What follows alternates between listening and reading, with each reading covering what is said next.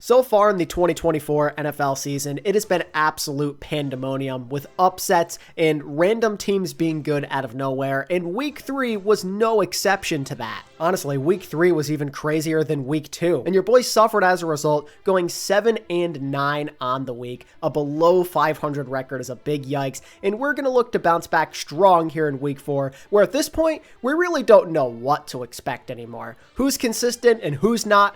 I don't know, but let's talk about Week 4 with a breakdown and predictions of all of the action. And starting off the week on Thursday night, the Giants at home are taking on the Dallas Cowboys. And genuinely, this might be a time where the Giants could make it a competitive outing against their rivals. Recently, it hasn't been that way at all. The Cowboys have owned the Giants, but this could be their big opportunity. They're coming off a big win against Cleveland, where Malik Neighbors continues to rise up to superstardom, while their defense showed some major improvements, especially in the pass rush department. And they're playing a Cowboys team that looks very cold right now, losing 2 games in a row at home. However, history tells us this just won't go well for the Giants. Dallas have absolutely owned them ever since the Daniel Jones era started, even a little bit before that. Daniel Jones' track record against Dallas is terrible. His O-line is going to be a lot better, but I'm sure he'll still face the pressure. He'll still see ghost, and he just won't be able to keep up with the Dallas offense.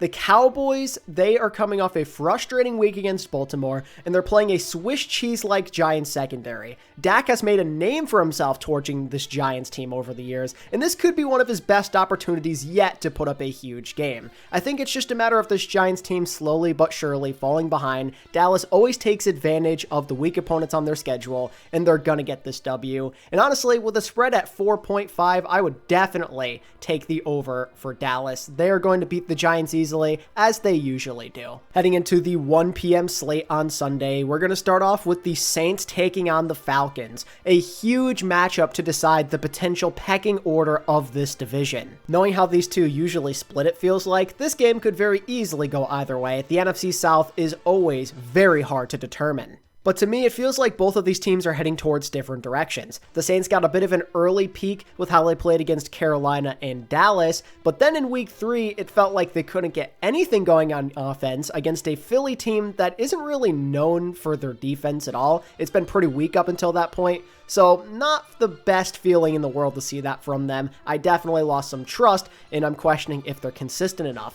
Meanwhile, Atlanta, ever since Week 2 started, have looked significantly better. They beat the same Philly team that New Orleans lost to, and on top of it all, they just had a pretty competitive outing against the Kansas City Chiefs. In a way, the Falcons have almost done more to impress when it comes to who they were playing and defeating, despite the Saints having those offensive explosions. The Saints, I kind of regret picking them last week against Philly right now. It bit me hard. I'm wondering if they're consistent enough. With the Falcons, I feel like they're going to get there with the type of team they're running, the optimism around them as well. I don't know what it is, but I feel like they're on the precipice of becoming a very solid team. They're making those improvements. I love that they're playing so well against serious contenders, and I'm going to roll with them to win a big game against New Orleans. These NFC South games are always hard to judge. Wouldn't be surprised if it's super scrappy, and even if the Saints won it, but I'm going to go with Atlanta. I think they are the better team, and they're going to show it this week. Another interesting matchup in the 1 p.m. slot is the LA Rams versus the Chicago Bears. The Rams, in the injury/IR bowl, so to speak, against the San Francisco 49ers, were able to come up with a big come-from-behind victory. It was massive. It basically saved their season, being able to defeat their rivals the way they did. Big time stuff from them. It showed that Stafford still can succeed even without Puka Nacua and Cooper Kupp. And they're playing a Bears team that, as of right now, looks extremely lost. This team cannot get their act together on offense. Caleb Williams has been struggling big time in the NFL so far. It has been a transition for him. He's just not making the correct throws. Accuracies continue to be an issue. And against a Rams team that's full of vets, that could be a real problem. And in the end, you'd probably favor this Rams team to win this game. However, I just think, going off of the logic we've seen this year, that this is a major trap game that's going to lead to Chicago getting this W. It goes against all logic that we've seen based off of the eye test, but that's exactly why I think it's going to go this way. So far this NFL season, nothing has made sense. Whenever it feels like a team's figuring something out is when they randomly crash out. This is a major trap game for this Rams team. After beating their rivals, getting that huge W to save their season, they're going to feel invincible and that there's no reason for them to lose this game, and that's exactly why I think they're going to lose it. That Bears defense is underrated. They've been keeping their team in every single game they've played, and I think they're going to force some turnovers. I think Matt Stafford is overdue for a rough game because he's off to a pretty decent start this season. This is where I think the Bears capitalize off of some turnovers and win an ugly, low-scoring game. Maybe I'm crazy, but I feel like the Bears are going to stuff the run, and the pass game for the Rams won't go as they'd like it to, like we saw last weekend. Without Cooper Kupp and Puka Nacua, it's just going to be a bit tougher to find those explosive plays, and those ugly games are the ones I feel like the Bears are usually going to win, so I'll go with Chicago in a bit of an upset. To follow up a big battle in the NFC North, the undefeated Sam Darnold-led Vikings versus the Green Bay Packers. This one's pretty damn tough to judge. The Vikings have been on fire so far, beating San Fran in the Texans in back-to-back weeks. That makes me think they're probably the favorites to win this game, as crazy as that may sound. But the thing is, this Packers defense is pretty tough. They have made life a nightmare for a lot of teams so far, outside of, I guess, Philly. And I could see it happening here, where Sam Darnold finally takes a step back and he struggles. But I also said the same thing last week, that he wouldn't be able to keep up with the Texans, and he proved me wrong. That Vikings defense proved me wrong. And something I've learned over the years is you've got to ride with the hot hand sometimes. Sam Darnold's going on a serious redemption arc. That Vikings team has been great on both sides of the football, and I think they're going to march into Lambeau and they're going to beat Green Bay. They usually do a good job of splitting with those guys at the very least, and this is where I think they're going to get their W. How I see it is the Pack defense has done well, but they haven't put up the same performances of the Vikings, who were beating some much more high-powered offenses compared to the Packers playing the Titans and a very mistake-ridden Colts team. This is a big step up, and I think the Vikings are going to put them in their place here, regardless of whether it's Malik Willis or Jordan Love at quarterback. I don't think it makes a difference. If it's Malik Willis, I think he's just going to play a bad game because it's a scary defense. If Jordan Love comes back, maybe he'll go off to a slow start because he's recovering from injury, and then the Vikings will never look back. Either way, I like them in this game. It's going to be epic. Jair Alexander versus Justin Jefferson, among so many other star-studded matchups, but I think with how the Vikings are playing right now, they have proven themselves to be elite, and I think they show it here. Next up, the Pittsburgh Steelers, the undefeated Steelers, are taking on the Colts. Not gonna lie, another trap game alert in the making here. The Steelers tend to do this, I feel like, where they're showing that they could be elite, and then they play down to their competition. That's what I think probably happens in this matchup against the Colts, and it ends up being a lot uglier than it should be. However, I still feel that the Steelers are favored to win this game and that they will win this football game. And that's because their defense is more trustworthy and they've been pretty efficient with the football. Even if they're not moving it a lot, they don't make a lot of mistakes. Justin Fields and the run game have been efficient enough to get W's so far. They've been making the most of their opportunities provided by the defense. And I think the defense will provide plenty of them in this matchup as well, as the Colts have been making so many mistakes. It's been a rough start to the season for Anthony Richardson, and against this hungry Steelers defense, you know what's going to happen again. He's going to throw a pick or two. He's going to make a bad choice, and that's when I think the Steelers capitalize. That's the type of team they are this year. That's their philosophy. Capitalize on other teams' mistakes, and then just do enough to win the game by not making any mistakes of their own. They've done that a lot so far. They've been executing great. I don't fear this Colts team that much, so I think the Steelers get this W, although I wouldn't be surprised if this ends up being a horrible game to watch. Moving on to MetLife Stadium, the Jets are taking on the Denver Broncos. The Broncos, arguably one of the biggest surprises of the week after absolutely destroying the Tampa Bay Buccaneers the way they did. The Bucs looked like juggernauts in the first few weeks, and then this Broncos team came out of nowhere and put on a clinic. That's a huge win for this team's confidence, and they're playing another really tough opponent this week, and that is kind of scary. They're playing a Jets team that is definitely a bit better overall than the Buccaneers. The Bucs looked really scary in their first few weeks, but they are rather inconsistent. We know the type of team they are based off of last year. They're going to have these duds here and there. I don't know if you can say the same about this Jets team. With Aaron Rodgers determined to get back to the Super Bowl, with how they've looked ever since week 2, things are starting to improve. They absolutely bashed the Patriots. They started to figure some stuff out, and against a Broncos team that's at a similar skill level, the same result is probably going to happen. That Jets defense is going to force Bo Nix to make mistakes,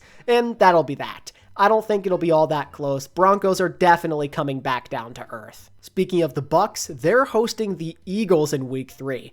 Big NFC matchup here, and a grudge match of sorts, just knowing how Philly lost to the Bucs in the playoffs last season. You already know that Philly's going to come out swinging in this one, and I'm interested to see if the Buccaneers can handle it. Although, if we're being honest, it's a bit of a curious week for both sides. Neither team is coming off a very spectacular performance. The Bucs just got blown out, and the Eagles won one of the ugliest games they've played in a long time. And if we're being honest, you don't know how Philly's health is going to affect this situation either. Their run game is really strong, but they need their explosive playmakers on the pass game to truly make this game an interesting one. And Devontae Smith, I believe, is coming off of a concussion. We don't really know the status of A.J. Brown as of this recording either. So if they're without those two main weapons, I'm a little afraid the Eagles will fall behind and lose this game unless they can just eat up clock and run the ball down their throats. They've been pretty successful with that approach so far, but it's not something they can rely on every single game like we saw in the Atlanta matchup. Sometimes that's just not going to be a successful approach, and I'm wondering if that will be the case in this game or not. Honestly, right now I'm torn. If the Eagles do have one of their main weapons at wide receiver back, I think I'm going to pick them to win. But if there's no Devontae, if there's no A.J. Brown, I'm going with the Bucs just because that Eagles secondary is weak, and I think the Bucs can put up points in a hurry and slowly but surely run away from this Eagles team. I don't want to see the Eagles be too one-dimensional, and that's where I fear we're heading potentially.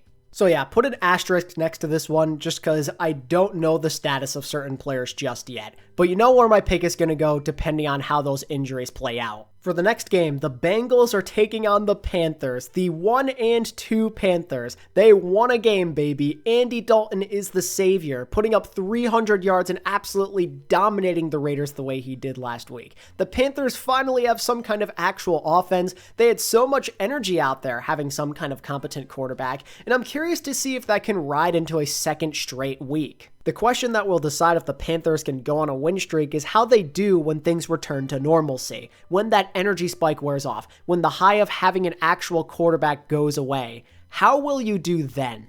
For me, I'm not really sure if they can rise up to the occasion, because yes, they got a huge win, they look like a different team with Andy Dalton, but they still are the Panthers. They still don't have all that much talent on either side of the football. They're not supposed to be good, and they're playing a Bengals team that at this point is beyond pissed off. Losing the way they did on Monday night is crazy, and I don't even remember the last time this Bengals team started 0-4 to a season. I don't think it could possibly happen here. It's definitely something that you can't rule out completely, but I'm going to believe in the Bengals to win this game. Andy Dalton and the Panthers will take a step back this week. Maybe they still could put up a lot of points, though. It's a revenge game yet again for Andy. He's playing a Bengals team that he's all too familiar with. And the Bengals just got torched by the Commanders on Monday Night Football. So maybe Andy puts up 300 yards again. The difference is I think the Bengals are going to put up more points just because they are so angry at this point. No way this team starts off 0-4, especially not against the Panthers. No freaking way. If they lose this game too, they should just quit. And finishing up the 1 p.m. slate, an AFC South battle between the Jags and the Texans. This is it for the Jags. They're 0-3, and they have looked horrid in the process, with things just getting worse and worse by the week, with the melting point seemingly reaching in that Monday night game against Buffalo, where they got completely outclassed. Offensively and defensively, this team looks lost. And that's not ideal heading into a matchup on the road against a Texans team that is probably beyond pissed off after losing the way they did to the Minnesota Vikings. Not to mention that the Jaguars in general haven't gotten off to a great start against CJ Stroud in that era, as they are 0-2 against him so far. A lot of things are pointing to this being a pretty easy Texans W. Could be a trap game of sorts. That's just how things have gone so far in the NFL season, but I'm going to believe in the Texans to bounce back and play strong. CJ Stroud is just way too good of a quarterback to have back-to-back mid-weeks. This Jags team is beyond terrible on defense. That secondary is a mess, and I think Stroud's going to torch them, and the Texans win this game with relative ease. Heading into the 4 p.m. slates, first we have the Commanders versus the Cardinals. Could be one of the most compelling matchups of the week. Just knowing how heavy both teams focus on offense, we could be in for a shootout. The The Cards didn't play so great against Detroit, but we saw what they did against the Rams, and they're playing a Commanders defense that is around the same level, especially when it comes to that secondary. Kyler and Marvin Harrison Jr. could put up another legacy game in this one. But on the other hand, the Commanders offense has been going very smoothly lately. Not a lot of mistakes, putting up lots of points, not punting the ball in like 2 straight games, which is absurd. I mean, this Commanders team is very capable of starting off their season 3-1. This Cardinals team is very beatable, and I love what I'm seeing from Jaden Daniels. But I feel like things have to change, right? I'm picking the Cardinals to win this game for a few reasons. First and foremost, there's no way the Commanders keep up this level of momentum on offense. There's no way you can just not punt and not make any turnovers for a 3rd straight game. They're going to happen. You're going to crash back down to earth. It is just a guarantee in football. And I don't know if the Commanders secondary will make up for that because, again, they're really, really bad. The Giants put up multiple touchdowns on them. The Bengals hung like 30 points on them. I think Kyler and Marvin Harrison are going to go crazy in this one. And I think just knowing that Jaden Daniels is a rookie quarterback, he's going to make some kind of mistake, or someone else on the team is, because they're going to have to put up a lot of points to keep pace in this game. There's no way the Cardinals don't score a lot. And eventually that's going to get to this Washington team with how young they are, with how inexperienced they are. I think the Cardinals, with that experience factor, will get this win and improve to 2-2. Next up, the Pats are playing the San Francisco 49ers.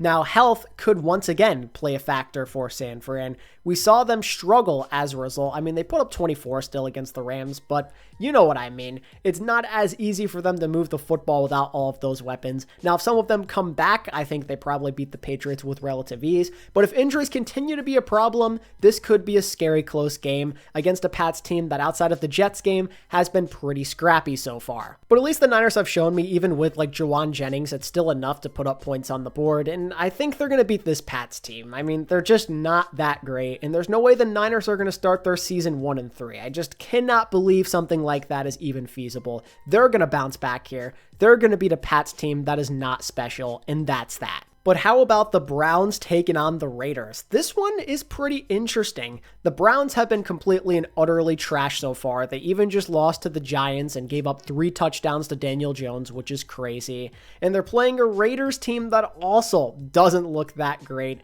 We thought things were turning after how they played against Baltimore, but then they did, well, what we just saw in that game against the Panthers, and now we're wondering if this team has any ounce of consistency in their body. It's going to be a rough one. It could be pretty low scoring. It might go either way, but I think that the Raiders will bounce back and win this matchup. And that's because the Browns' offensive line is an absolute mess. It was already horrid early on in the season, but now they just sustained a bunch of injuries in that matchup against the Giants. They're not going to be totally healthy there, and that's going to lead to their demise knowing that Max Crosby is on the other side of things. If the Giants were able to find all that pressure against them, I'm sure the Raiders can do much of the same. But anyway, finishing up the 4 p.m. slot is the Chiefs taking on the Chargers. The Chargers are in a pretty unfortunate situation right now. Justin Herbert's health is in major question. He re-aggravated that ankle against the Steelers, so even if he's ready to go against the Chiefs, he's going to be nowhere near 100%. And based off of the past and how they played against Kansas City over the years, they're going to need him out there to pull off heroics. That's the only reason a lot of their matchups have been close in recent memory. And if Justin can't make that magic happen, they're just not going to beat this Chiefs team. This Chiefs team is extremely beatable right now, and I could definitely see the Chargers beating them just because of their defense alone, but if they can't put any points on the board, what is it going to matter? I feel like this Chargers team is meant to win those low-scoring, scrappy games with a good defense and a run game being at the helm, but if they're always playing from behind at a disadvantage, it's not going to matter. Their defense is going to make plays and try their best to keep it close, but you know the Chiefs are eventually going to break through. They're dying to win a game by more than one possession, and this is where I believe it's going to happen. They have owned the Chargers in recent memory, and I don't care if there's a coaching change, that is definitely going to continue, especially if Justin Herbert is not 100%. Ending Sunday, on Sunday night, we've got a pretty big matchup between the Buffalo Bills and the Baltimore Ravens. This could be the game of the week. Baltimore are gasping for air after barely escaping that matchup against Dallas that was way closer than it needed to, and now they're going up against another tough opponent. In fact, arguably the hottest team in football in the Buffalo Bills. They have looked so damn scary to start this season, playing even better than I ever could have thought they would. This post-Stephon Diggs era has treated them well, their defense has still held up, and they look very dangerous with how Josh Allen is playing. For me, this game really depends on if the Ravens can force Josh Allen to make mistakes. He hasn't done a lot of them so far this season, but I feel like if they can run the ball like they did against Dallas and just limit Josh Allen and what he can do, they could get away with this win.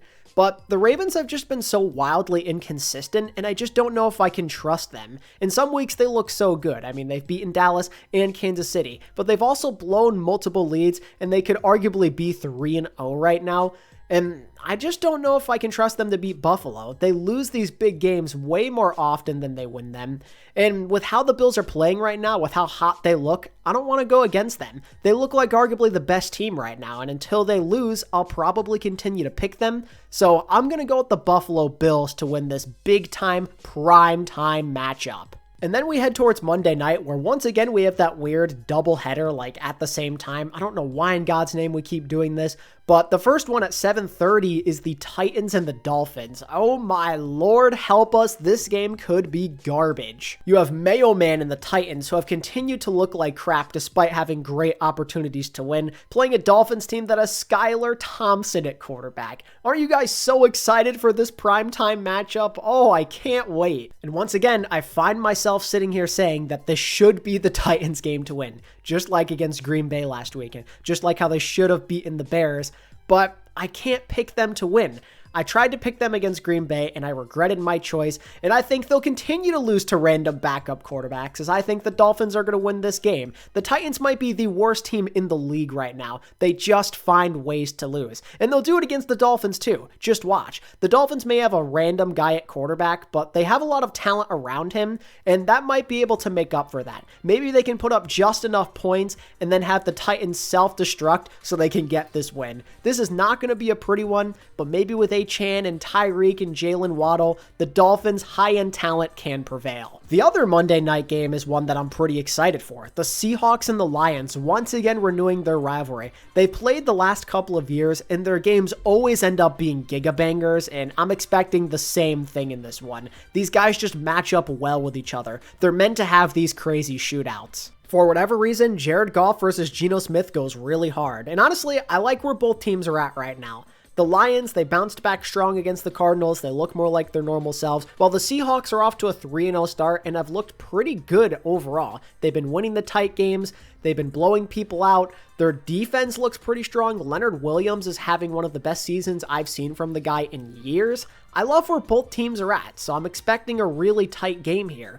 But in the end, I think I'm going to go with the Road Warriors. I'm going to pick the Seahawks to start off their season 4-0. And I say that for one reason. Historically, the Seahawks own the Lions. Did you know that Detroit hasn't beaten Seattle in almost 12 years? That's pretty insane. History usually stays the same in these types of scenarios. I'm liking the Seahawks to win this game with how their offense is playing, with how the Lions secondary still isn't anything special. I mean, the last couple of times I felt like the Lions have been the better team. I still feel this way this year.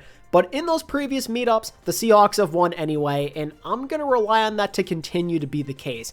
It's always these random games like this that don't go how you think they would, and that's how this season has gone in general as well. So I feel like the Seahawks are the right pick here. Maybe it blows up in my face, but I'm going to trust in Geno to go 3-0 against the Lions in his Seattle Seahawks era. With that said, that's going to wrap up my predictions for Week 4 of the NFL season. Hopefully I can bounce back and have at least a little bit of a better record compared to Week 3, but knowing my luck, it'll somehow be even worse. Let me know your thoughts about these matchups down in the comments below and who you're predicting to win each of these matches.